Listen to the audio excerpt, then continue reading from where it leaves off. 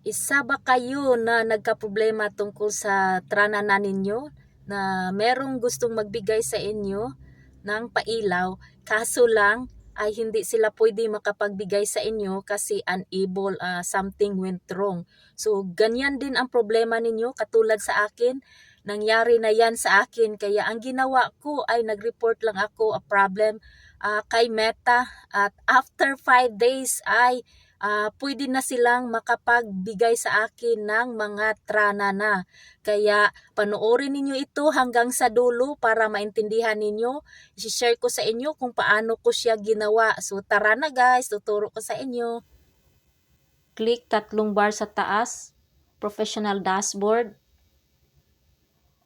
Dito naman sa baba, support. Click natin yan. Dito sa report at technical problem, i-click natin siya. Click yung include. Hanapin yung profile or pages kung ano yung problema. Sa akin ay profile. Tapos dito sa upload from phone, yung naka-screenshot na nagka-problema sa akin. Dito sa gallery ko, hanapin ko. So ito na yun siya. So merong gustong mag-send sa akin ng tralala pero hindi pumasok. Kaya ito yung screenshot ko.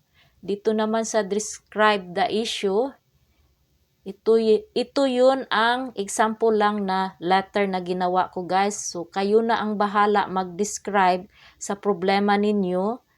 Kung gusto ninyong i-copy ito, pwede din. So kayo na maghanap ng paper o ballpen, isulat ninyo kung ano yung nilagay ko na letter na ito.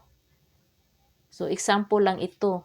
Dito naman, kailangan ilagay ninyo yung profile name ninyo sa Facebook. Tapos sa profile URL, kailangan nakasulat na yun guys para masulat ninyo, matype ninyo dito. Kasi nga, minsan hindi siya makakopy. At tapos ilagay yung issue mo sa problema mo tungkol sa tralala. At dito naman sa baba, nilagay ko kung kailan nag-start na nakaproblema yung tralala ko. At sinubukan ko din yung troubleshooting na ina-update ko yung Facebook. Sinabi ko din sa kanila. Tapos, dito, naghingi ako ng help sa kanila na ma-resolve itong problema as soon as possible. At nagpapasalamat ako dito sa baba. Tapos, ilagay ninyo ang name ninyo tsaka yung email address. Pagkatapos na mailagay ninyo yung email address ninyo, dyan sa taas may arrow dyan, pindutin yung send report.